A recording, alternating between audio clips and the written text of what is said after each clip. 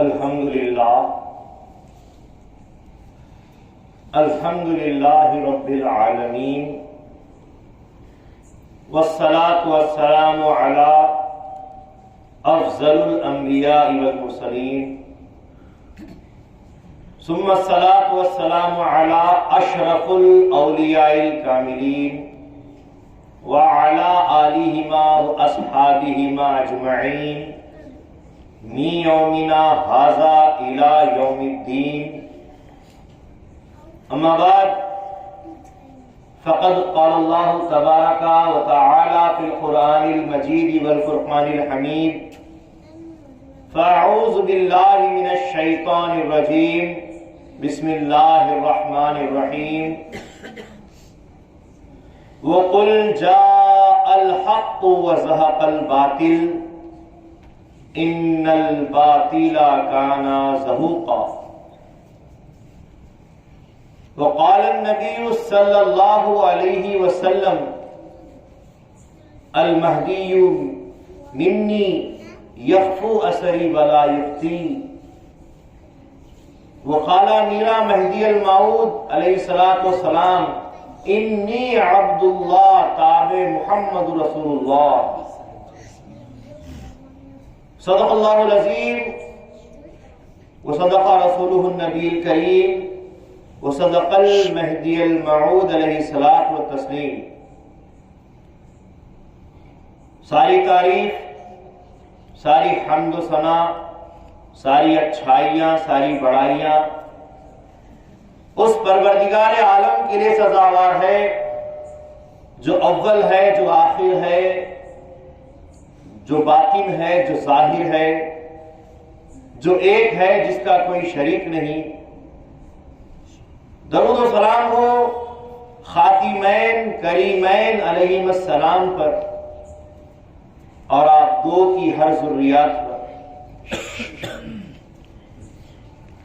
حاضرین گرامی،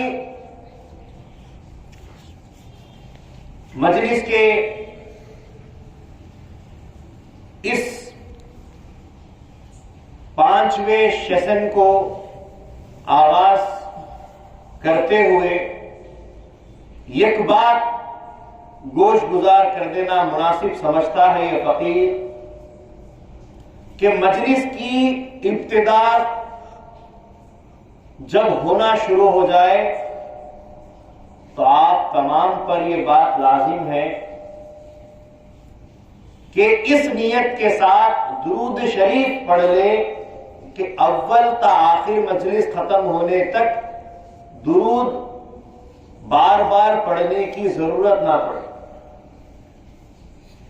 اول بیٹھے ہیں تو پہلے درود شریف پڑھ لے، اللہم صلی علی محمد وعلی آل محمد بارک وسلم، اور مجلس کے اختتام کے بعد اختتام پر بھی پھر درود شریف پڑھ کے رک جائیں تو اول تا آخر سب درود میں شامل ہو جائے گا۔ بار بار درود پڑھنے کی یا پڑھانے کی حاجت نہیں پڑے گی۔ تو حاضرین گرامی، آج کی یہ 5ویں نشست کا آغاز کیا جاتا ہے۔ حاضرین گرامی، اللہ تبارک و تعالی نے سورہ بنی اسرائیل میں ارشاد فرمایا وَقُلْ جَاءَ الْحَقُّ وَزَهَقَ الْبَاطِلُ إِنَّ الْبَاطِلَ كَانَ زَهُوقًا، یعنی کہہ دو کہ حق آ گیا اور باطل مٹ گیا، بے شک باطل تو مٹنے ہی والا تھا۔ یہ آیت مبارکہ بہت بڑھ گئی۔ یہ آیت مبارکہ دراصل رسول پاک صلی اللہ علیہ وسلم کی آمد کے وقت بھی ایک صدا بن کر گونجی تھی، اور مہدی موعود علیہ السلام کے آمد کے وقت بھی یہ آیت صدا بن کر گونجی کہ کہہ دو کہ حق آ گیا اور باطل مٹ گیا، بے شک باطل تو مٹنے ہی والا تھا۔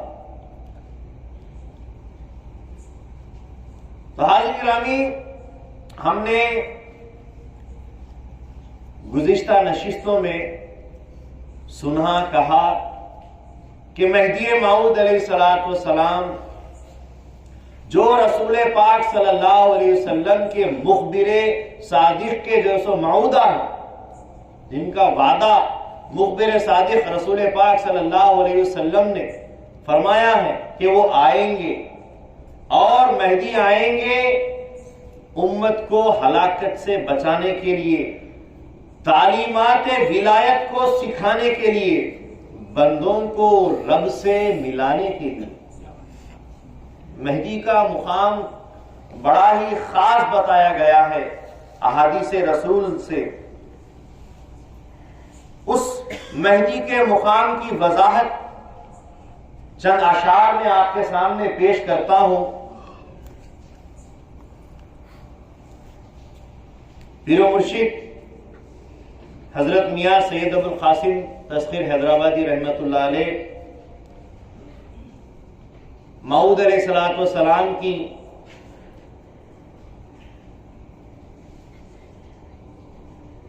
بارگاہ میں یہ اشعار پیش کیے ہیں۔ وہ کون جس کا مہدی موعود ہے خطاب، مہدی نام نہیں ہے، نام کیا ہے؟ محمد نام ہے، لیکن خطاب الملقب المقاتب مہدی۔ حضور نے فرمایا نام محمد ہے، لیکن حضور نے ان کو لقب دیا ہے انہو خلیفۃ اللہ المہدی، وہ اللہ کا خلیفہ مہدی ہوگا، نام محمد ہے۔ تو کہتے ہیں وہ کون جس کا مہدی موعود ہے خطاب، وہ کون جو ہے چرخ ولایت کا آفتاب۔ سبحان اللہ، سبحان اللہ۔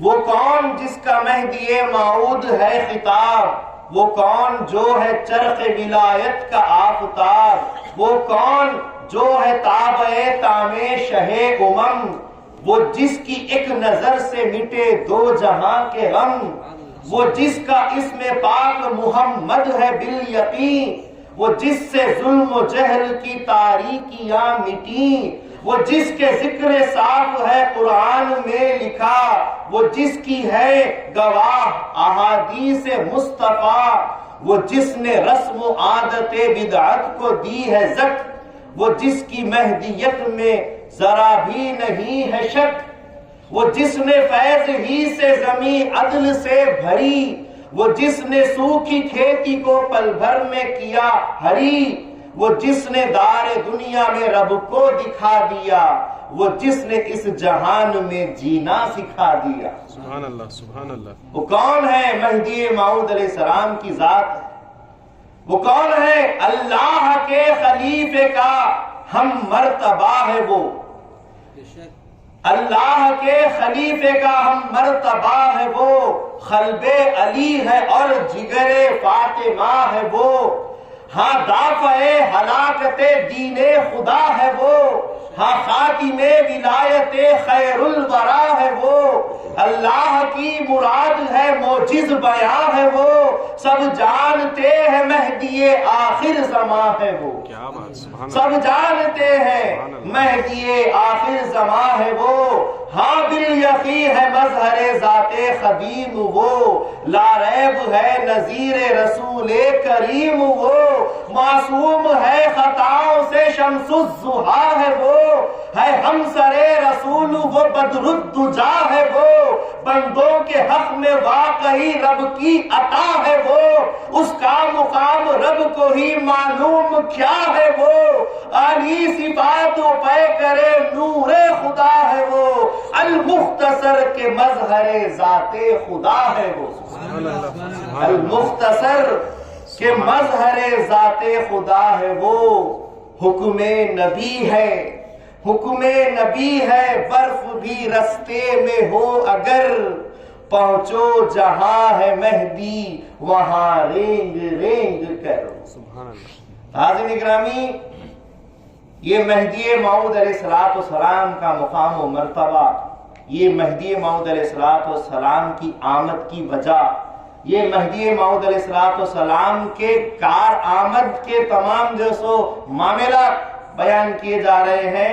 بہرحال ہم نے کل احادیث مصطفیٰ صلی اللہ علیہ وسلم میں مہدی موعود علیہ السلام کا بہت سارا تذکرہ سنا کہ مہدی موعود علیہ السلام کا آنا ضروریات دین سے ہے، مہدی کا آنا برحق ہے، دافع ہلاکت امتیہ کے لیے، رسول پاک صلی اللہ علیہ وسلم کی امت کو بچانے کے لیے مہدی کا آنا بہت ضروری ہے۔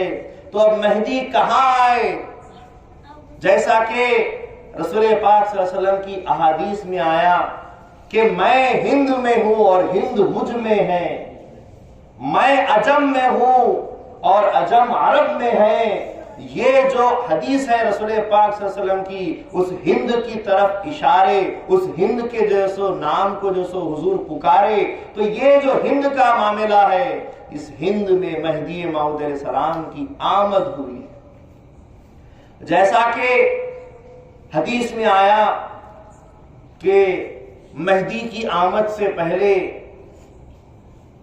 ہر جگہ ظلم و ستم بھرا ہو جائے گا، اسلام کا جو معاملہ ہوگا، اسلام کا جو مقام و مرتبہ ہوگا، مسلمان اسلام کو بالکل ایک پھٹا پرانا بوسیدہ لباس سمجھ کر کہیں پھینک دیں گے، نام کے مسلمان رہیں گے، ان کے اندر شرک بھی ہو جائے گا، بدعتیں بھی آ جائیں گی، رسم و ریت بھی آ جائیں گی، بے عملی آ جائیں گی، صرف اور صرف مجذوموں میں اور جو ہے سو ولیوں کے اندر دین باقی رہ جائے گا۔ علماء مسند رشد و ہدایت پر فرعون کا تاج پہن کر بیٹھے ہوں گے تو عوام الناس کا کیا حال ہوگا؟ لوگ دنیا کے لیے، پیسے کے لیے ایک دوسرے کو مار پیٹ کر رہے تھے، بھائی بھائی کو گاجر مولی کی طرح کاٹ رہا تھا، باپ بیٹے کا دشمن بنا ہوا تھا، ماں بیٹی کی جو سو دشمن بنی ہوئی تھی، کوئی رشتہ وہاں پر کام نہیں دے رہا تھا، صرف اور صرف دنیا کی ہوس، دنیا کی حرص، مال کی طمع، یہ ساری چیزیں گھری ہوئی تھی۔ نہ کھانے کی جو سو سود تھی، نہ پہننے کی سود تھی، نہ اسلامی طریقے سے جینے کا طریقہ کسی میں باقی تھا، بس ایسے ہی اسلام جی رہا تھا۔ بتایا جاتا ہے کہ سمرقند و بخارا و شیراز ایسے مقامات رہے ہیں جہاں پر ملک عرب کے بہت ہی زیادہ بہترین علماء، مشائخین اور اولیاء اللہ کا وہاں پر بسیرا تھا۔ وقت گزرتا گیا، وقت کسی کے لیے رکتا نہیں، جب عروج آتا ہے بعد پھر زوال آتا ہے، جوان ہوتے ہیں پھر بعد بوڑھے بھی ہوتے ہیں، پروان چڑھنے کے بعد پھر نیچے اترنا بھی پڑتا ہے۔ بہرحال حکومت کے تقاضے بھی بدلتے رہتے ہیں۔ رسول پاک صلی اللہ علیہ وسلم کی حدیث میں جو یہ آیا ہے کہ مہدی موعود علیہ السلام مشرق کی جانب سے تشریف لائیں گے، وہاں سے آپ کی آمد ہوگی، وہاں سے یہ ولایت کا سورج، ولایت کا آفتاب طلوع ہوگا، تو مشرق کی جانب سے ہندوستان، اور ہندوستان میں جونپور وہ مقام بنا۔ جونپور کیا تھا؟ جونپور نامے کے اندر مولوی خیر الدین محمد الہ آبادی لکھتے ہیں، تاریخ جونپور لکھتے ہیں، جونپور نامہ، اور اس کے اندر بتلاتے ہیں کہ سلاطین شرقیہ کی طرف جونپور منسوب کیا جاتا ہے۔ حکومت شرقیہ، سلاطین شرقیہ کی طرف جونپور بتایا جاتا ہے، اور یہ جونپور بسانے والا بادشاہ ہے سلطان فیروز شاہ تغلق۔ جس نے اپنے ماموں محمد شاہ تغلق کے نام یہ جونپور بسایا. یہ جو سلاطین تغلق کا جو دور تھا، یہ دہلی سے جو چل رہا تھا، وقت گزرتے گزرتے جب ان کی حکومت میں انحطاط آیا، جب ان کی حکومت برباد ہونے لگی، تو محمود شاہ تغلق نے جو سب سے آخری کے بادشاہوں میں گزرا ہے، اس نے اس جونپور کو 772 ہجری میں آباد کیا تھا، اور چند ہی سال میں 795 ہجری تک ان کی سلطنت کا اختتام ہو گیا. دہلی سے تغلق خاندان، تغلق کی سلطنت ختم ہونے لگی. تو کیا ہوا؟ تغلق کے جو خاندان کے بچے تھے، ان شہزادوں کو، ان بچوں کو لے کر ان کا وفادار وزیر خان جہاں، جو ان کا وزیر تھا، اس نے ان بچوں کو لے کر جونپور، دہلی سے جونپور آ کر یہاں پر بسیرا کیا، اور یہاں پر ایک نئی سلطنت کا آغاز کیا جس کا نام رکھا حکومت شرقیہ. حکومت شرقیہ کے نام سے پھر جونپور بنایا گیا، جونپور بسایا گیا، اور پھر دھیرے دھیرے اس میں مسلمانوں کی تعداد بڑھتی چلی گئی، دھیرے دھیرے مسلمانوں کی آبادی بڑھتی چلی گئی. وہاں تغلق کا وہ خاندان اور وہ سلطنت تو ختم ہو گئی، لیکن ایک نئے سرے سے یہاں پر حکومت شرقیہ سے یہ پھر حکومت بسائی گئی، اور پھر دھیرے دھیرے اس حکومت کو پروان حاصل ہوا. اور یہ جو حکومت بنی تھی حکومت شرقیہ، اس کا اگر ہم صحیح تجزیہ کریں تو اس کی جو بنیاد رکھی گئی تو وہ ایسی تھی کہ شمال کی طرف ہمالیہ کی پہاڑیاں تھی، تو جنوب کی طرف آگرہ تھا، تو مشرق کی طرف آزاد ریاست بنگال تھا، تو مغرب کی طرف دہلی کی سرحد تھی. اور یہ پورا جونپور کا جو مقام تھا یہ پورے گجرات کی برابر ہوتا. گجرات کا جو مقام ہے گجرات کے برابر یا مالوا کے برابر، یا پھر برار کا جو مقام ہے جہاں پر نظام حکومت چلی ہے، برار حکومت کے نظام، تو وہ برار یا پھر مالوا جو تھا، مالوا یا پھر یہ گجرات کے برابر خطہ تھا، جگہ. تو یہ جونپور اس طریقے سے بسایا گیا. اور اس کے بعد جونپور کو اور پروان چڑھانے کے لیے، اس کو ترقی کرنے کے لیے حکومت شرقیہ نے یہاں پر پھر مسجدیں بنانا شروع کی، مدرسے بنانا شروع کیے. جب مسجدیں بن رہی ہیں، مدرسے بنائے جا رہے ہیں، تو پھر مسجدوں کو چلانے والے، مدرسوں میں پڑھانے والوں کی بھی ضرورت لاحق آئے. تو اس کے لیے حکومت شرقیہ نے کئی ایک ممالک کو خطوط بھیجے، دعوت نامے بھیجے، جن میں سے ایران کو بھیجا، خراسان کو بھیجا، توران کو بھیجا، سندھ کو بھیجا، روم کو بھیجا، ملک شام کو بھیجا. اتنے سارے ملکوں کے اندر دعوت نامے دیے گئے. کس کو؟ علماء کو، مشائخین کو، رشد و ہدایت کرنے والے علماء کو، عالموں کو، اور درویشوں کو، ولیوں کو.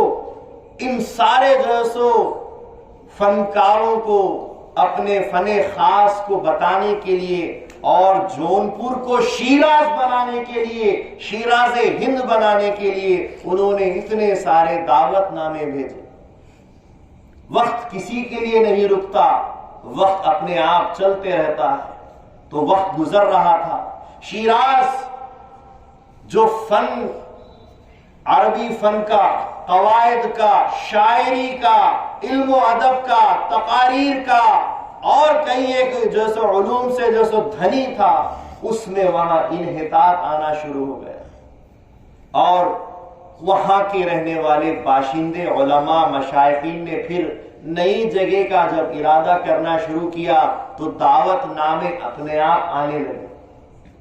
اس دعوت ناموں کو لے کر چلیے ہجرت کرتے ہیں کہتے ہوئے بخارا سے، سمرقند سے، شیراز سے، ایران سے، توران سے، سندھ سے، روم سے، شام سے، خراسان، سب جگہ سے سفر کرتے ہوئے لوگ ہندوستان کی طرف آنے لگے. اس نئی حکومت میں، حکومت شرقیہ میں تمام کے تمام علماؤں کی آمد، اللہ والوں کی آمد ہوتی چلی گئی۔ دھیرے دھیرے علماء بڑھنے لگے، فقہا بڑھنے لگے، اسی طریقے سے عوام الناس میں بھی شعور آنے لگا، مسلمانوں میں بھی شعور آنے لگا، مسلمان بھی ایک جاں ہونے لگے، اور حکومت شرقیہ میں پھر ایک زبردست بادشاہ آیا، حسین خان شرقی۔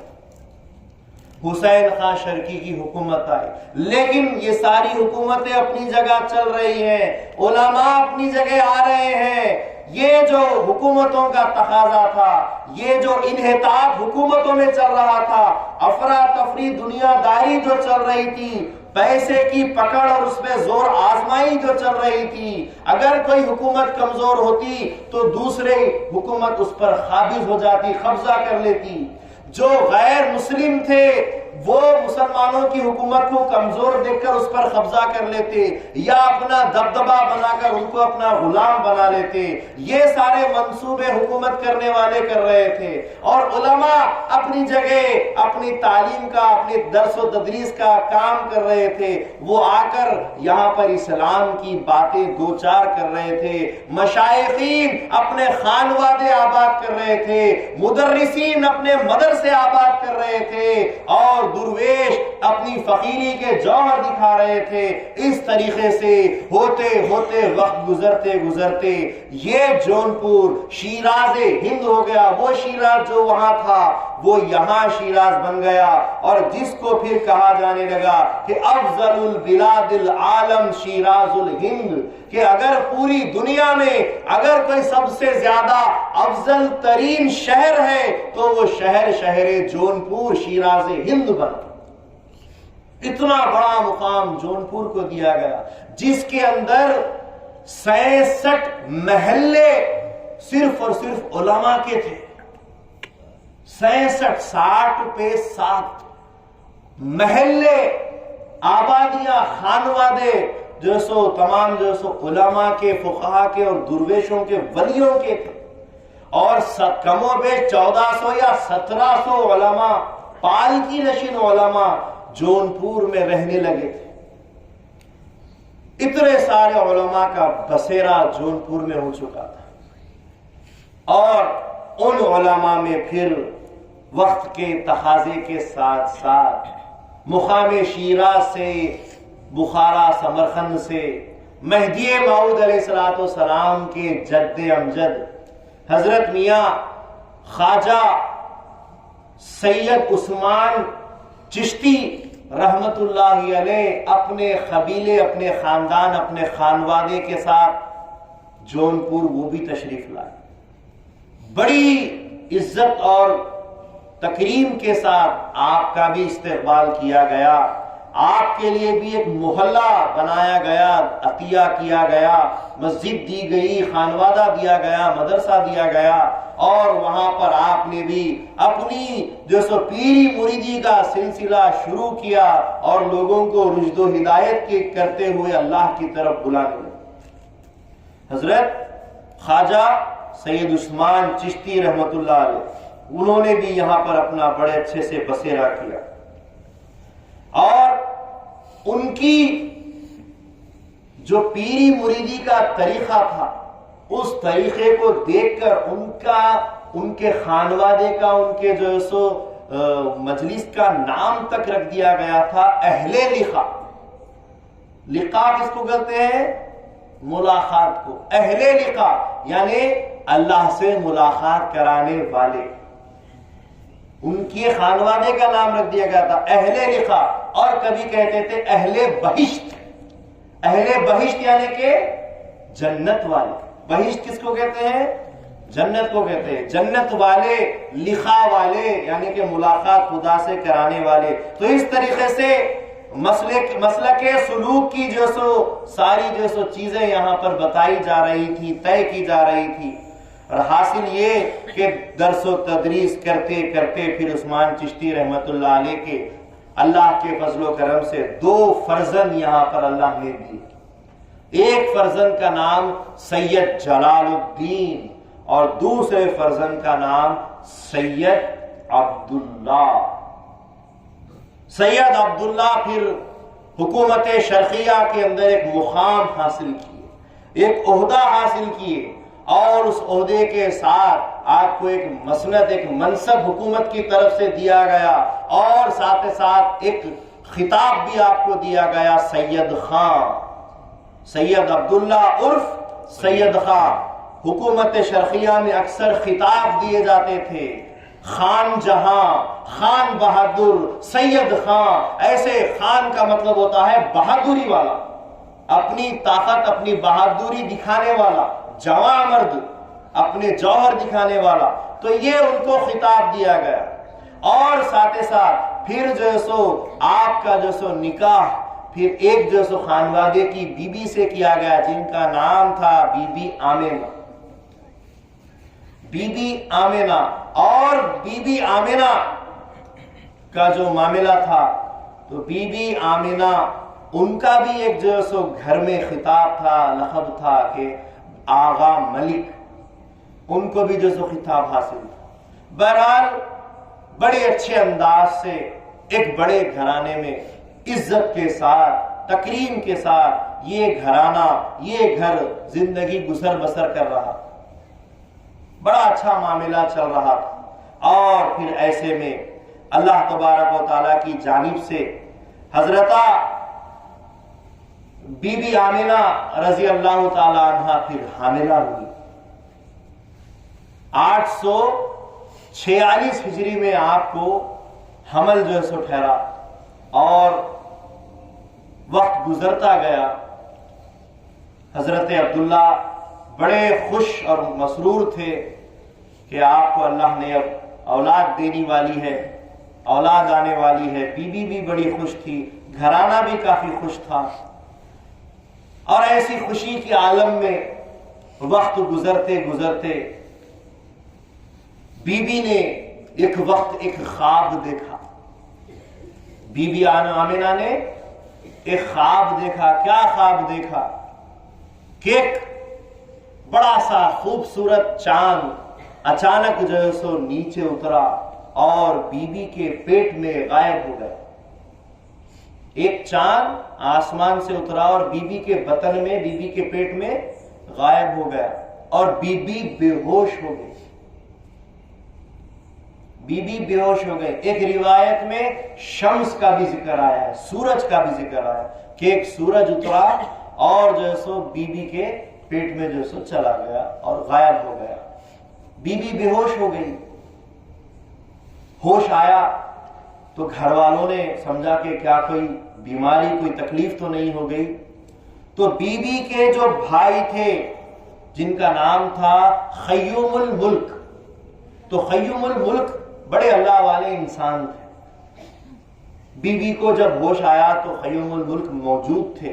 بتایا گیا کہ یہ بے ہوش ہو گئے ہیں، پتہ نہیں کیا ہو گیا ہے. تو بھائی نے دیکھا، خیوم الملک نے دیکھا، اور دیکھنے کے بعد کہا کہ الحمدللہ کوئی قسم کا اثر، بیماری نہیں ہے، یہ من جانب اللہ ایک بی بی کو جذبہ عطا ہوا ہے، ایک جذبہ حق کی تجلی ان پر ہوئی ہے.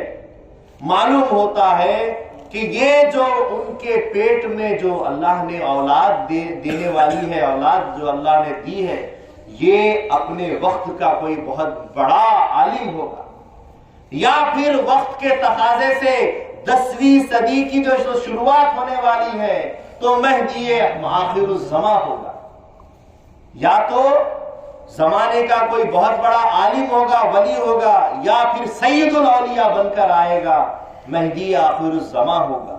یہ فرمایا اور تشفی دے دی. وقت گزرا، اور ایسے وقت میں جبکہ مقام جونپور میں کئی علماء ہیں، کئی فضلاء ہیں، کئی درویش ہیں، کئی اولیاء ہیں، لیکن ان اولیاء میں بھی ایک برگزیدہ ولی موجود تھے جن کا نام تھا مخدوم شیخ دانیال رحمت اللہ علیہ. وہ علماء میں بھی، اولیاء اللہ میں بھی ایک مقام رکھتے تھے، اور ان کے یہاں کی درس و تدریس بڑی مانی جاتی تھی. ان کی مجلس اکثر گومتی ندی کے کنارے مسجد کھوکری میں ہوا کرتی تھی.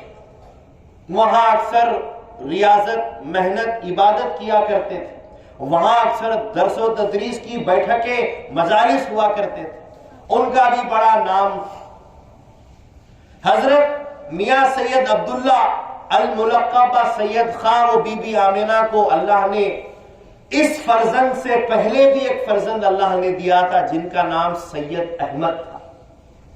سید احمد جب پیدا ہوئے تو گھر میں خوشیاں منائی جا رہی تھی اور ان خوشیوں میں ایک منفرد آدمی تنہا کہیں سے آیا جس کے بال پراگندہ، جس کے چہرے پہ ایک عجب نورانی کیفیت اور دودھ کا پیالہ لیے ہوئے آیا اور آنے کے بعد کہا گھر والوں سے کہ ذرا پیدا جو بچہ ہوا ہے اس کو یہ دودھ پلا دینا.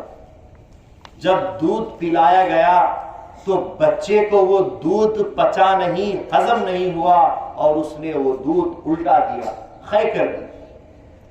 جب وہ جو اللہ والی شخصیت کھڑی انتظار کر رہی تھی کہ کیا خبر آئے گی، تو آنے والے گھر والے اندر سے آ کر کہتے ہیں کہ بچے نے دودھ نہیں پیا، جتنا بھی پیا تھا وہ واپس نکال دیا. کہا کہ ٹھیک ہے، پیالہ واپس لیے اور چلے گئے. اور پھر حضرت میاں سید احمد جو تھے بڑے ہوئے، ان کی جو سو پرورش ہوئی، درس و تدریس کا آغاز ہوا، بسم اللہ ہوئی، اور پھر مخدوم شیخ دانیال رحمت اللہ علیہ کے مدرسے میں ان کو بھیجا جانے لگا. وہاں پر پڑھائی کر رہے تھے. روزانہ مادری تعلیم، گھریلو ماں کی تعلیم کے ساتھ ساتھ ایک استاد کی تعلیم بھی ان کو دی جانے لگی. یہ آمد و رفت، یہ آنا جانا جاری تھا.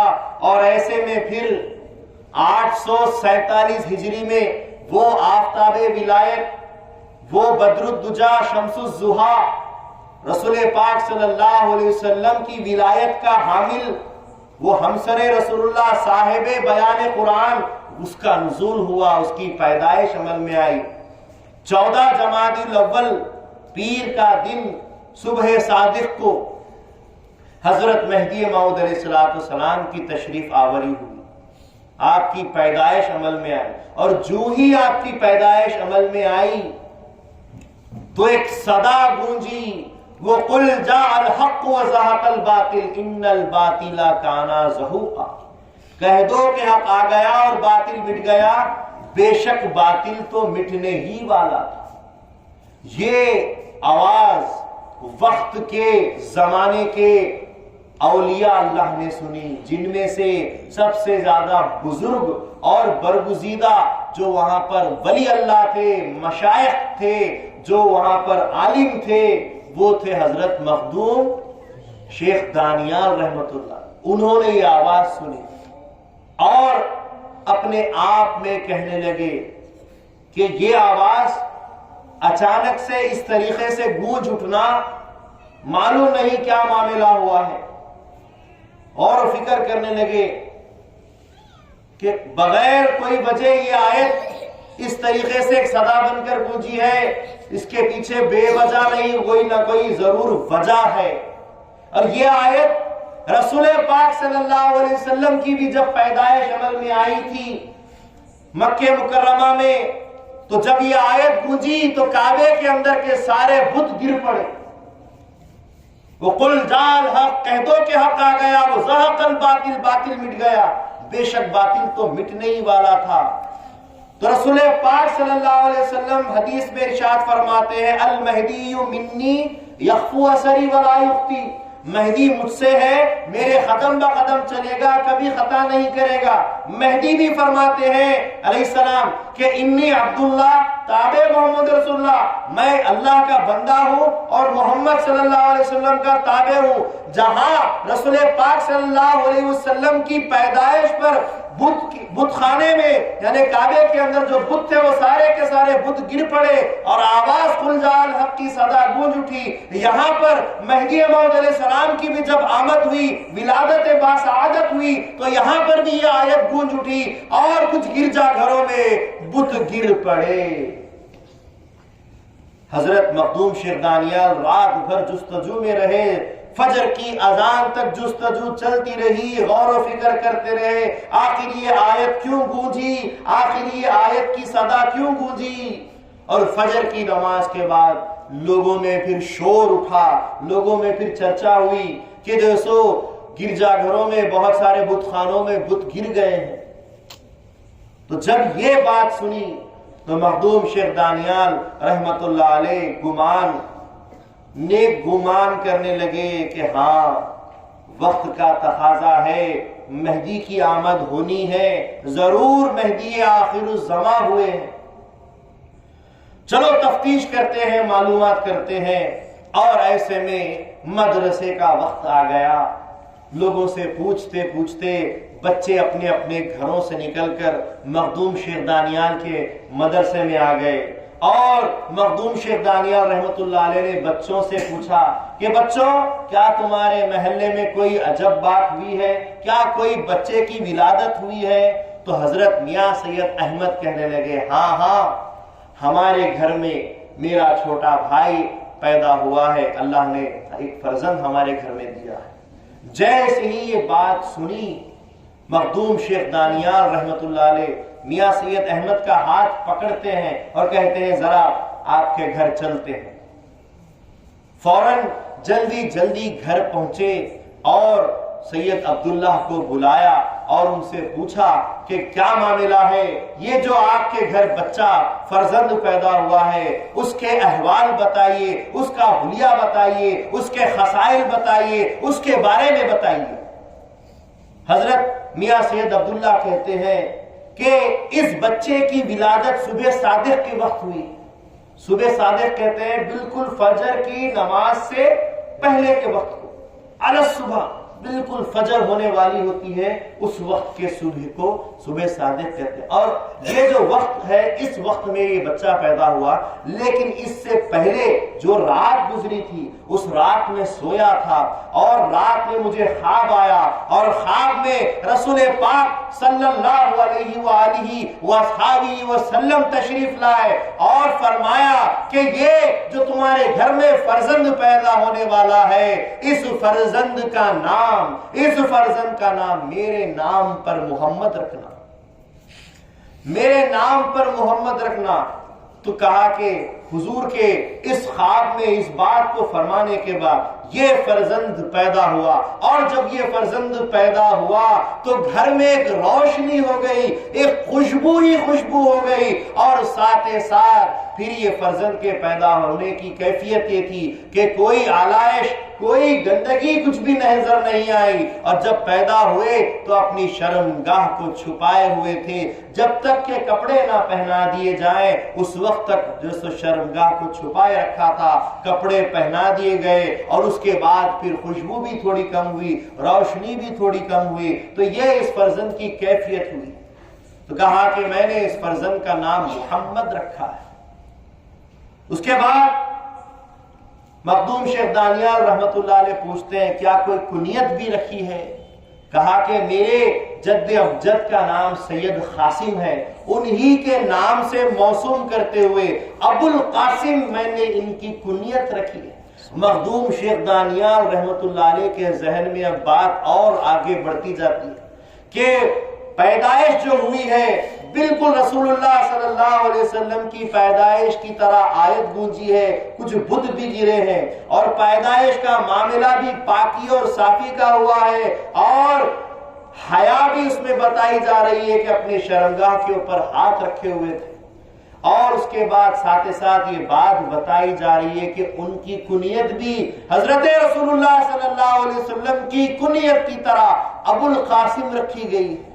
یہ بارے میں ساری باتیں سننے کے بعد مخدوم شیخ دانیال رحمت اللہ علیہ پھر واپس مدرسے کو چلے جاتے ہیں۔ ہر ایک دن دو دن میں پھر آتے رہتے ہیں، جاتے رہتے ہیں، کیفیتیں اور معلوم کرتے جاتے ہیں۔ ایک بار پھر آنے کے بعد ایک نئی بات معلوم ہوئی کہ حضرت عبداللہ رحمت اللہ علیہ رضی اللہ عنہ فرماتے ہیں کہ آپ کے جانے کے بعد مخدوم شیخ دانیال جی، آپ کے جانے کے بعد پھر ایک شخصیت آئی، اس سے پہلی بھی وہ شخصیت دودھ کا پیالہ لے کر آئی تھی، اب بھی وہ شخصیت دودھ کا پیالہ لے کر آئی ہے، اور ہم گھر والوں کو پیالہ دے کر کہا کہ یہ جو فرزند پیدا ہوئے ہیں اس بچے کو یہ پیالہ دودھ کا پلاؤ، اور جو ہے سو پیالہ ہم نے لیا اور اس بچے کو پلایا تو بچے نے سارا کا سارا دودھ پی لیا اور ہضم بھی ہو گیا۔ پیالہ ہم نے خالی لے جا کر اس ولی اللہ کو، اس جو سو صورت درویش کو ہم نے لے جا کر دیا کہ اس بچے نے پیالہ دودھ کا پی لیا ہے اور یہ پیالہ لیجئے، تو اس پر سے اس ولی اللہ نے کہا الحمدللہ میں اپنی محنت میں کامیاب ہو گیا۔ سبحان اللہ۔ وہ کون تھے؟ وہ کون تھے؟ وہ حضرت خواجہ خضر علیہ السلام تھے، جو من جانب اللہ رسول پاک صلی اللہ علیہ وسلم کے ہمسر اور رسول پاک صلی اللہ علیہ وسلم کے باطن کی پہچان کر رہے تھے کہ یہ وہی ہے جس کا وعدہ جو موعود بن کر اس زمانے میں آیا ہے، جس کا وعدہ مخبر صادق رسول اللہ نے حدیثوں میں فرمایا ہے، اور مجھ کو اس کی پہچان کے لیے اب تک منتظر رکھا اور اب میرا انتظار ختم ہوا۔ الحمدللہ میں اپنی جو سو کوشش میں کامیاب ہو گیا۔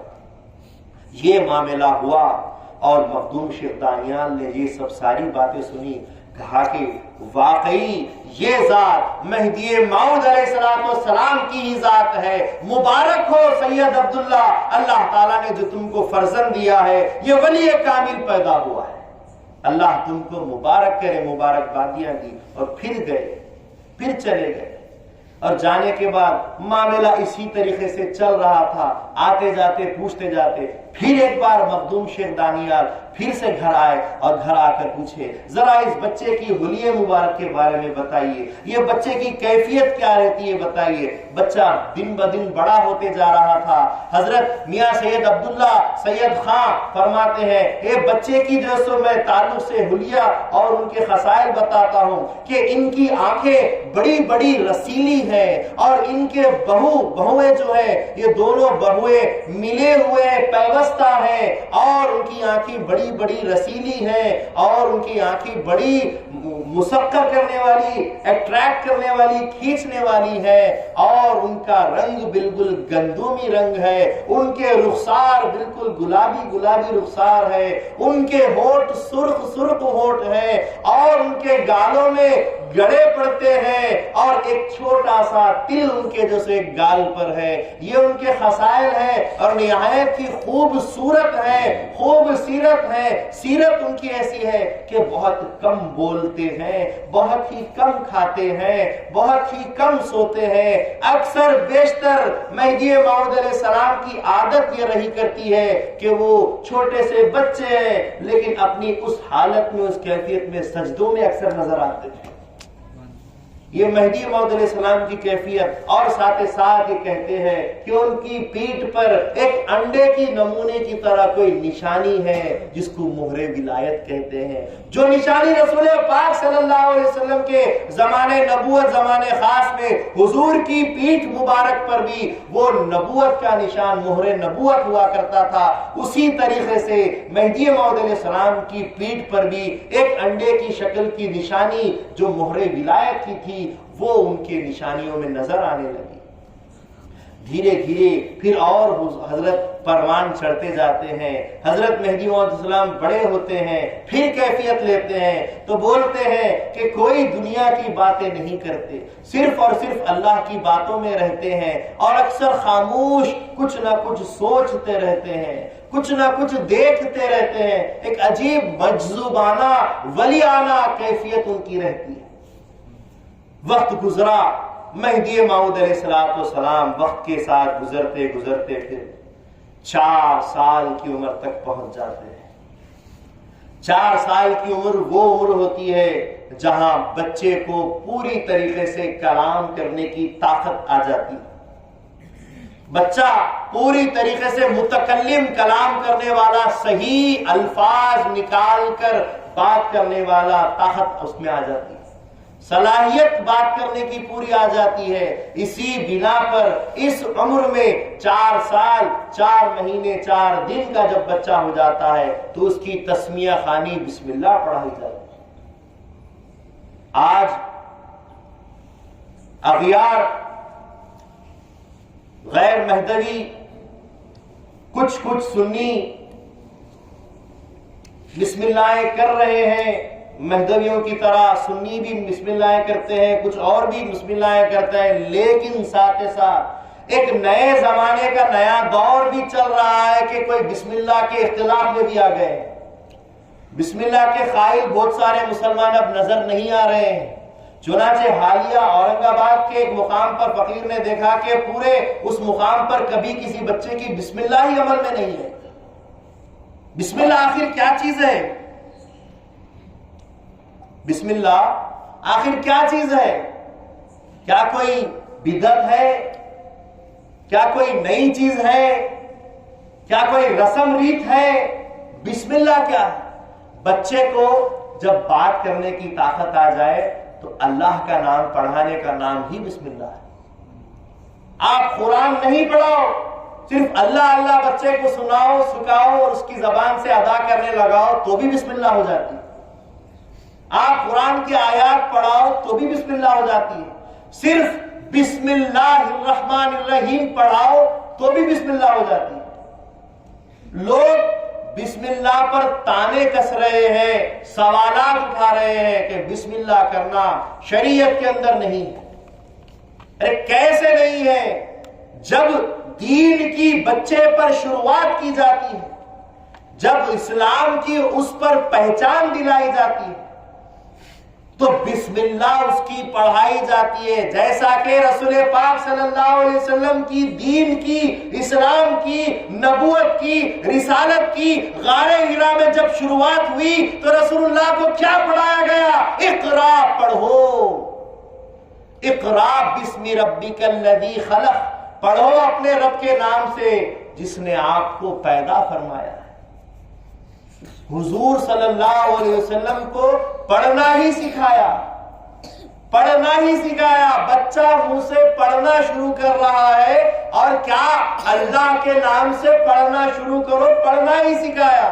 جہاں رسول اللہ صلی اللہ علیہ وسلم کی بنیاد درس و تدریس اور اقرا اور اللہ کے نام سے ہوئی ہے، جہاں قرآن کی شروعات پڑھائی سے ہوئی ہے، وہاں آپ اپنے بچوں کی شروعات اگر اللہ یا اللہ کے کلام سے شروع کرتے ہیں تو یہ بدعت اور نئی چیز کیسی ہو جاتی ہے؟ ہرگز نہیں ہو سکتی، لیکن لوگ اس پر تانے کس رہے ہیں کہ بدعت ہے، نئی چیز ہے۔ یاد رکھیے، ہر مسلمان، ہر مومن کسی نہ کسی وقت یا تو سیکھتے رہتا ہے یا سکھاتے رہتا ہے، یا تو سیکھ رہے ہیں یا سکھا رہے ہیں۔ سیکھنا اور سکھانا یہ ہر انسان کی فطرت میں ہے، مسلمان ہی نہیں، کوئی بھی انسان کچھ نہ کچھ سیکھتے رہتا ہے یا کچھ نہ کچھ سکھاتے رہتا ہے۔ ہنر رکھنے والا، گیریج میں کام کرنے والا یا تو گیریج میں کام کرنا سیکھے گا یا پھر اپنے پٹھوں کو کام کرنا سکھائے گا۔ مدرس مدرسوں میں پڑھانے والا یا تو خود اپنے وقت میں پڑھے گا یا پڑھ لکھ لیا تو پھر اپنے بچوں کو پڑھائے گا۔ ہر کام کرنے والا یا تو سیکھے گا اور سیکھنے کے بعد سکھائے گا۔ اسی کام کو تعلیم کہتے ہیں، اسی کام کو تدریس کہتے ہیں، اور یہی کام رسول پاک صلی اللہ علیہ وسلم نے کیا، سیکھا اور غار حرا سے نکل کے جانے کے بعد اسلام کی تعلیم کو سکھانا شروع کر دیا۔ یہی اقرا کا مسئلہ ہے، یہی بسم اللہ کا مسئلہ ہے، یہ سیکھنے کی شروعات ہے، برابر بولنے کی شروعات ہے، جو اللہ کا کلام پڑھا۔ اتنا ہی معاملہ ہے، لیکن اس کو توڑ موڑ کر کچھ اور بتا دیا جا رہا ہے۔ روایتیں پوچھی جاتی ہے، بتائیے کہاں ہے روایت بسم اللہ؟ رسول پاک صلی اللہ علیہ وسلم کی روایت ہے بسم اللہ پڑھ، اور رسول پاک صلی اللہ علیہ وسلم نے پھر اپنے وقت میں اصحاب صفہ کو تیار کیا۔ وہاں درس و تدریس کا معاملہ، صرف چبوترے پر بیٹھ کر پڑھنے کا معاملہ شروع کیا۔ دار الارقم نام کا مدرسہ حضور نے کھولا، وہاں پڑھانے کا معاملہ شروع کیا گیا۔ آج بھی ملک عرب میں جتنے حاجی، جتنے عمرہ کرنے والے لوگ جاتے ہیں، دیکھتے ہیں کہ مسجد نبوی کے ہر گوشے گوشے میں درس و تدریس مائک لگا کر چالو رہتی۔ پڑھنا پڑھانا آج بھی جاری ہے، جس طریقے سے اس وقت جاری ہے، تو یہ صرف پڑھنا پڑھانا ہے۔ اور اس پڑھنے میں گھر کے لوگ جمع ہو جاتے ہیں۔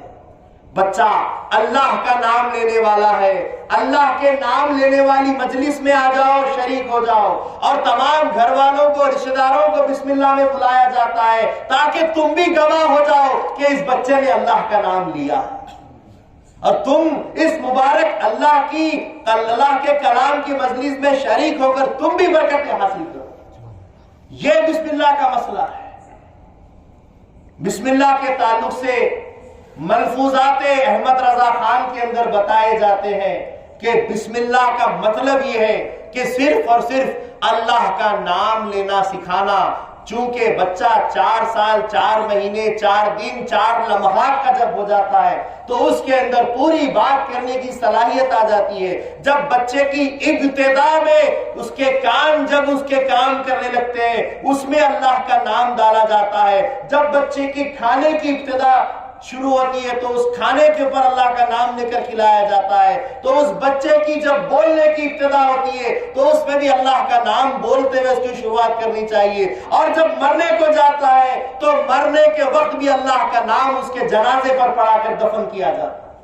ہر معاملے میں اس کی جہاں جہاں شروعات، جہاں جہاں اس کے اختتام ہوتے ہیں، اللہ ہی اللہ، اول بھی اللہ، آخر بھی اللہ، پہلے بھی اللہ، بعد بھی اللہ، سب اللہ ہی اللہ ہے۔ تو بھی اللہ کا نام لینے کو بدعت کہنے والے ذرا غور کرو کہ تم کس بات پر، کس چیز کو روک رہے۔ اور سورہ فاتحہ بسم اللہ میں پڑھانا یہ بھی ضروری نہیں، کوئی بھی سورہ پڑھا لو بسم اللہ میں، کوئی مقایضہ نہیں ہے۔ آپ سورہ رحمان پڑھا لو، یہی آیت جو رسول پاک صلی اللہ علیہ وسلم کو پڑھائی گئی سورہ علق کی، بسم اللہ الرحمن الرحیم، اقرا بسم ربک الذی خلق، خلق الانسان من علق، اسی کو پڑھا دو تو بھی بسم اللہ ہو جائے۔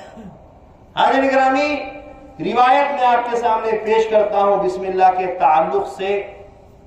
ہندوستان کے ولی اللہ حضرت خواجہ بختیار کاکی رحمت اللہ علیہ جو دلہی میں آرام فرما رہے ہیں، تو بختیار کاکی رحمت اللہ علیہ جب 4 سال 4 مہینے 4 دن کی ہوئے، ان کی بسم اللہ پڑھائی جانے لگی۔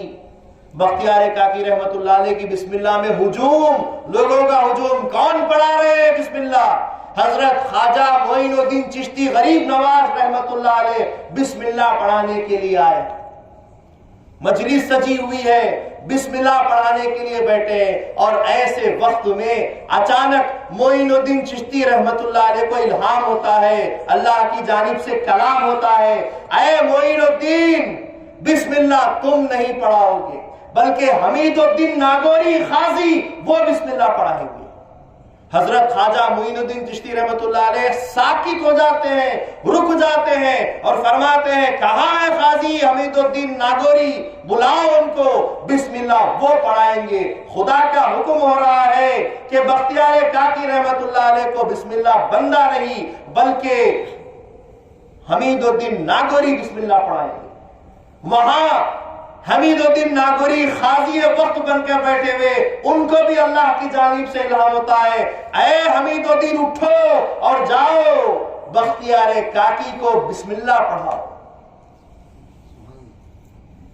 یہاں سے وہ وہاں پہنچے، وہ منتظر، جیسے ہی معین الدین چشتی رحمت اللہ علیہ نے حضرت حمید الدین ناگوری رحمت اللہ علیہ کو دیکھا، کہا کہ آئیے بندہ آپ کا، اور مجلس آپ کا انتظار دیکھ رہی ہے۔ سبحان اللہ۔ وہ جلدی آئے، مسند پر بیٹھے اور بچے سے کہا پڑھو بسم اللہ۔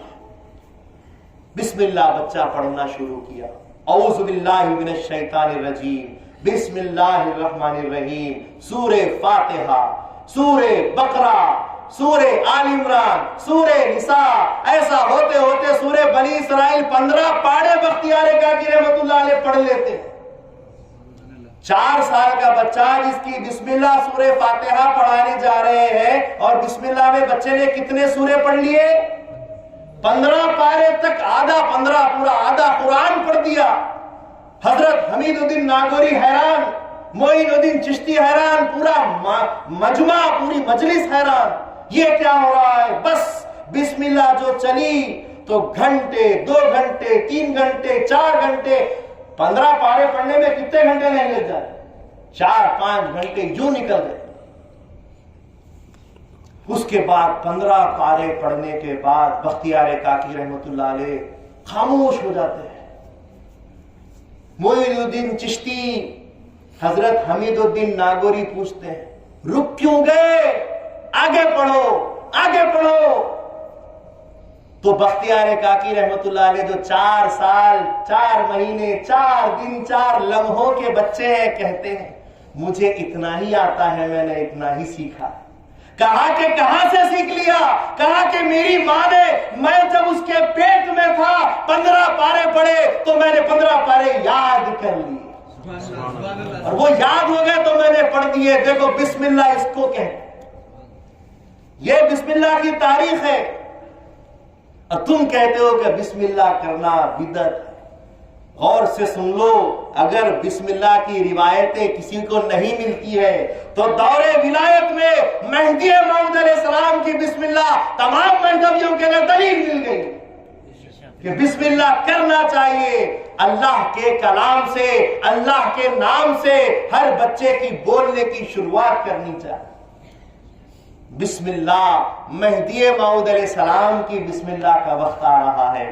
مہدی موعود علیہ السلام کی بسم اللہ رکھی گئی، کئی دیگ کھانے کے جو سو تیار کیے گئے، اور جو سو حضرت مخدوم شیخ دانیال رحمت اللہ علیہ کو دعوت بسم اللہ دی گئی کہ آپ آئے اور ہمارے اس فرزند کو بسم اللہ پڑھائے، اس فرزند کو بسم اللہ پڑھائے۔ سارا مجمع جونپور کا 1700 پال کی نشین علماء اور درویشوں کی مجلس، اور مشائخین کی مجلس، عالموں کی مجلس، خاندان جس میں کتنے 66 محلے تھے، وہ سارے 66 محلے کو بڑا دعوت کا انتظام کیا گیا اور بسم اللہ ہوئے جا رہی۔ اور ایسے وقت میں جبکہ بالکل بسم اللہ کی شروعات ہونے والی ہے، حضرت مخدوم شیخ دانیال رحمت اللہ علیہ جو اللہ والے ہیں، ولی اللہ ہیں، جن کو دلوں کا حال جاننے والے اہل دل ہیں، ان کو یکایک محسوس ہونے لگا کہ ہمارے بیچ ایک بڑی ہستی آ گئی ہے، ایک بڑی ہستی آ گئی ہے۔ سر اٹھایا اور دیکھنے لگے تو کیا دیکھتے ہیں کہ حضرت خواجہ خضر علیہ السلام ایک کونے میں کھڑے ہیں۔ خواجہ خضر علیہ السلام کھڑے ہیں، حضرت مخدوم شیخ دانیال رحمت اللہ علیہ ابھی دیکھ رہے ہوتے ہیں، محسوس کر رہے ہوتے ہیں، مجمع کو بھی دیکھ رہے ہوتے ہیں، اور ایسے میں مہدی موعود علیہ السلام اٹھ کر کھڑے ہو جاتے ہیں۔ محسوس کس کو ہو رہا ہے؟ مخدوم شیخ دانیال کو۔ کیوں؟ ولی اللہ ہے، کیوں؟ ایک بڑی عمر گزارے ہیں، بزرگ ہے، تجربہ ہے ولایت کا کہ ولی کو ولی پہچان جاتا ہے، مگر یہ بچپن کے 4 سال کے ولی اللہ، ان کو کس نے بتا دیا؟ وہ اٹھ کر کھڑے ہو گئے۔ مہدی موعود علیہ السلام اٹھ کر پہلے کھڑے ہو گئے تو پھر شیخ دانیال رحمت اللہ علیہ نے دیکھا کہ ان کو پتا چل گیا ہے، پھر وہ بھی اٹھ کر کھڑے ہوئے اور خواجہ خضر علیہ السلام کو بلایا، آپ تشریف لائیں۔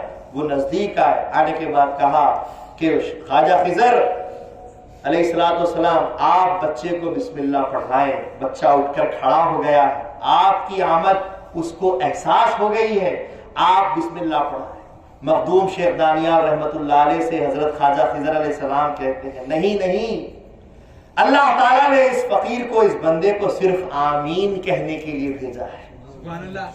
بسم اللہ آپ پڑھائیں گے اور بندہ آمین کہے گا۔ دیکھیے روایت میں وَلَضَّالِّينَ کے ساتھ کیا کہتے ہیں؟ آواز ہی نہیں آ رہی؟ آمین۔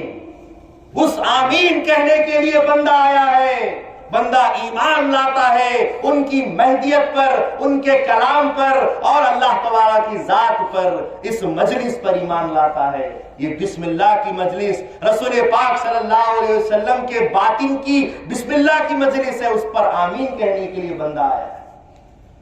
بسم اللہ کی پھر شروعات ہوئی، خواجہ خضر علیہ السلام نے بسم اللہ پڑھی اور پورے مجمع نے آمین کہا، جس میں خواجہ خضر علیہ السلام بھی آمین کہتے ہوئے پھر رخصت ہو جاتے ہیں۔ معاملہ ہوا، سارے کے سارے جو سو محلوں میں کھانے کھلائے گئے، خوشیاں منائے گئے، کیونکہ یہ وہ فرزند پیدا ہوا ہے جس کی وجہ سے سارا جوڑ پور خوشیاں منانا۔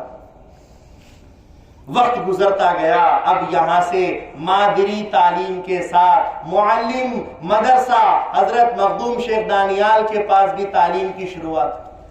بچے کو جب پڑھنا آ گیا، بولنا آ گیا، قرآن کی تلاوت کرنا شروع کر دیا، تو اب بچے کو گھر سے باہر کی تعلیم کی شروعات کر دی گئی۔ حضرت مخدوم شیخ دانیال رحمت اللہ علیہ دیکھتے ہیں کہ حضرت سید احمد کے ساتھ محمد مہدی موعود علیہ السلام تشریف لا رہے ہیں۔ جیسے ہی مہدی موعود علیہ السلام کو آتا ہوا دیکھا، مخدوم شیخ دانیال اپنی مسند سے اٹھ کر کھڑے ہو جاتے ہیں، استقبال کرتے ہیں، اپنی جگہ پر بٹھاتے ہیں، اور اس کے بعد پھر کچھ درس و تدریس، کچھ سبق دیتے ہیں، اور پھر جب جانے لگتے ہیں مہدی موعود علیہ السلام پھر کھڑے ہو جاتے ہیں اور ان کو ودا کرتے ہیں۔ میاں سید احمد جو بڑے بھائی مہدی موعود علیہ السلام کے تھے، بڑے غور سے دیکھتے ہیں، کیا کر رہے ہیں میرے مولوی صاحب، مخدوم شیخ دانیال رحمت اللہ علیہ یہ کیا کر رہے ہیں، ان کو تعظیم دے رہے ہیں، جبکہ یہ چھوٹے بھائی ہیں، میں اتنے وقت سے آ رہا ہوں پڑھنے، مجھے کبھی استقبال نہیں کیا، مجھے کبھی اٹھ کر استقبال کر کے نہیں بلایا، اپنی جگہ پر نہیں بلایا، اٹھ کر الوداع نہیں کیا، میرے چھوٹے بھائی کو استقبال کر رہے اور مجھے استقبال نہیں کیا۔ سوچ میں پڑ گئے، سوچ میں پڑ گئے۔ اب یہاں سے جو درس و تدریس کا معاملہ تھا یہ جاری تھا، کہاں؟ مسجد کھوکھری میں، گومتی ندی کے پاس جو مسجد کھوکھری ہے، جہاں بندہ اور کچھ یہاں کے روپال واسیوں میں سے بھی کچھ لوگ جونپور فقیر کے ساتھ جا کر آئے ہیں۔ مسجد کھوکھری میں ہم نے نماز پڑھی ہے، منیر میاں ہمارے ساتھ تھے۔ تو خیر مسجد کھوکھری میں درس و تدریس کی تعلیم ہو رہی ہے، ایسے میں حضرت خواجہ خضر علیہ السلام آ جاتے ہیں، ایک انسانی شکل میں، معمولی انسان کی شکل میں آتے ہیں، اور آ کر مخدوم شیخ دانیال رحمت اللہ علیہ کے پاس بیٹھتے ہیں۔ کچھ ولایت کی باتیں آپس میں سوال جواب ہوتے ہیں، کچھ ولایت کی فہم و تفہیم ہوتی ہے، اور میاں سید احمد بھی موجود ہے، مہدی موعود علیہ السلام بھی موجود ہیں، اور یہ معاملہ ہونے کے بعد جب خواجہ خضر علیہ السلام چلے جاتے ہیں تو حضرت مخدوم شیخ دانیال دونوں بھائیوں سے پوچھتے ہیں، میاں سید احمد بتاؤ یہ کون تھے؟ تو میاں سید احمد کہتے ہیں معلوم نہیں کون تھے، کوئی بزرگ تھے۔ مہدی موعود علیہ السلام سے پوچھتے ہیں اے سید محمد بتائیے یہ کون تھے؟ تو سید محمد مہدی موعود علیہ السلام فرماتے یہ خواجہ خضر تھے۔ تو اس پہ سے مخدوم شیخ دانیال رحمت اللہ علیہ سید احمد کو سمجھاتے ہیں آپ کو اب سمجھ میں آیا کہ میں ان کی تعظیم کیوں کرتا ہوں، جو آپ نہیں جانتے یہ بچہ جو تمہارا چھوٹا بھائی ہے یہ سب جانتا ہے، اسی لیے میں اس کی تعظیم کرتا ہوں اور تم سے کہتا ہوں کہ تم بھی اپنے چھوٹے بھائی کی تعظیم کرو۔ تو وہاں پر سے پھر سید احمد جو بڑے بھائی تھے وہ بھی ان کی اس کیفیت کو دیکھ کر تعظیم کرنے لگے۔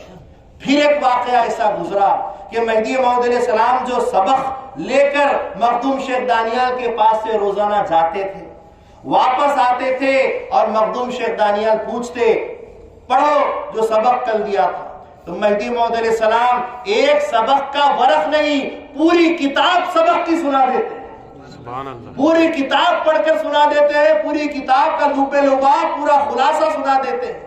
اس پہ سے مخدوم شیخ دانیال حیران ہو جاتے ہیں اور سوچ میں پڑ جاتے ہیں کہ میں کس کو تعلیم دے رہا ہوں۔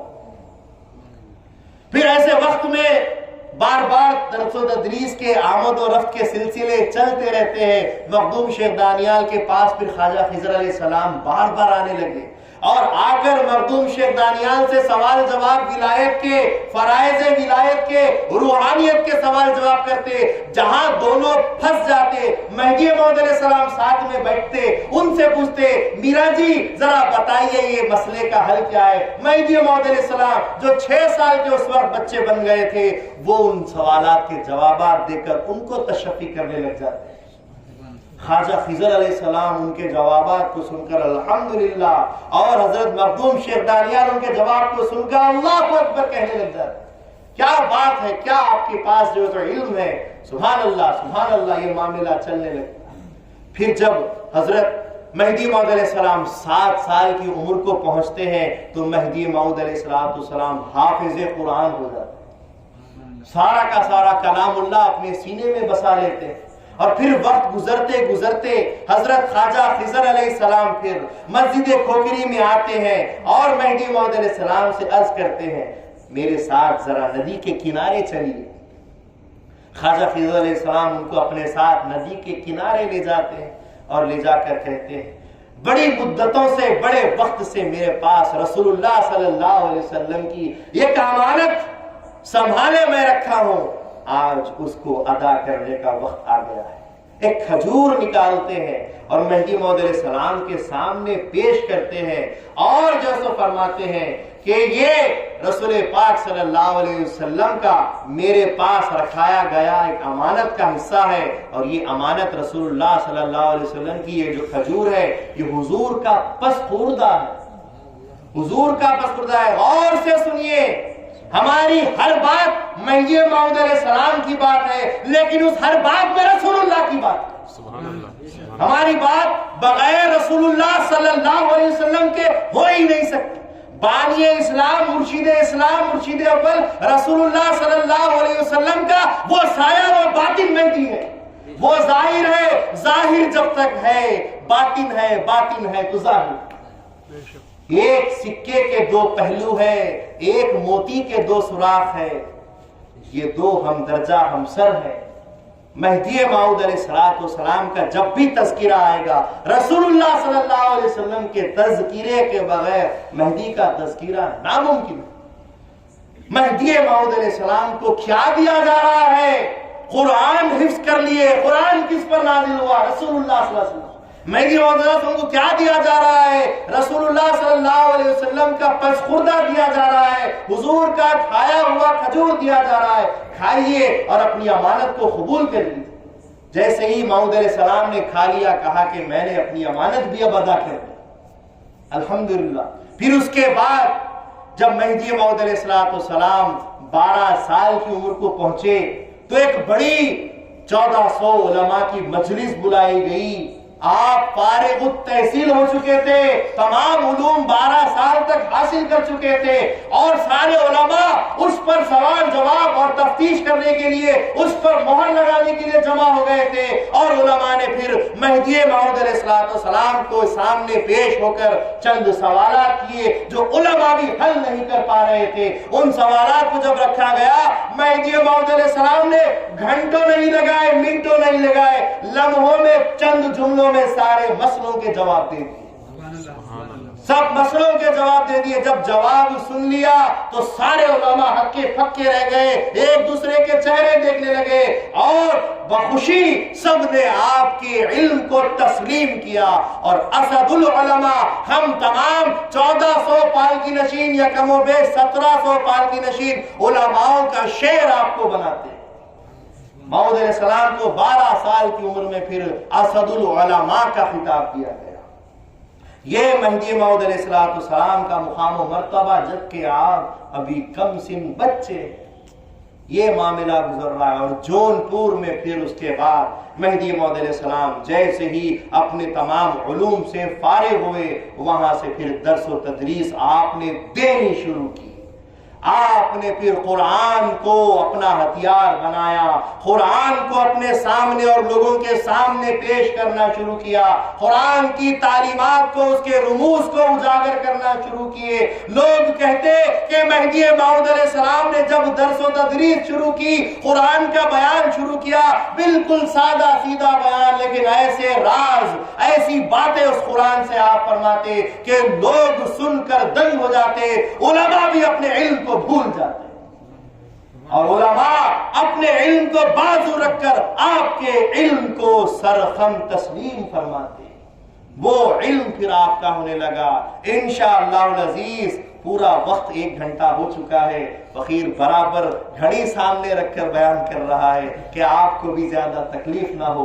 اس لحاظ سے مہدی موعود علیہ السلام کی کل سیرت کی 6ٹی نشست رکھی جائے گی، اور مہدی موعود علیہ السلام کی جوانی وہاں سے بیان کی جائے گی۔ مہدی موعود علیہ السلام جوان ہوئے، مہدی موعود علیہ السلام نے قرآن کا بیان کیے، مہدی موعود علیہ السلام کی پھر شادی ہوئی، مہدی موعود علیہ السلام نے پھر ایک جنگ لڑی، مہدی موعود علیہ السلام کو پھر جذبہ ہوا، مہدی موعود علیہ السلام نے پھر ہجرت کی شروعات کی۔ کل یہ سارے واقعات انشاءاللہ العزیز بیان کیے جائیں گے۔ بس اللہ تعالیٰ سے دعا ہے کہ یہ جو حق آیا ہے، حق بن کر آیا ہے، حق لے کر آیا ہے، اللہ تعالیٰ اس کی حقانیت کو تا قیامت جو باقی رکھنے والا ہے، اس کی حقانیت ہم پر ہمیشہ برقرار رکھے۔ یہ ہدایت کا سورج جو ہم پر چمک چکا ہے، چمک کر آفتاب روشن ہو چکا ہے، اس کی روشنی ہمیشہ ہماری نسلوں میں اللہ برقرار رکھے۔ اللہ تعالیٰ تا آخر دم تک ہم کو مہدوی بنائے، مہدوی بنا کر زندہ رکھے، مہدوی بنا کر مارے، مہدویوں کے ساتھ مہدی کے دامن میں ہمارا حشر فرمائے، رسول اللہ کے دامن سے ہمارے دامن کو جوڑے۔ وآخر دعوانا ان الحمدللہ رب العالمین۔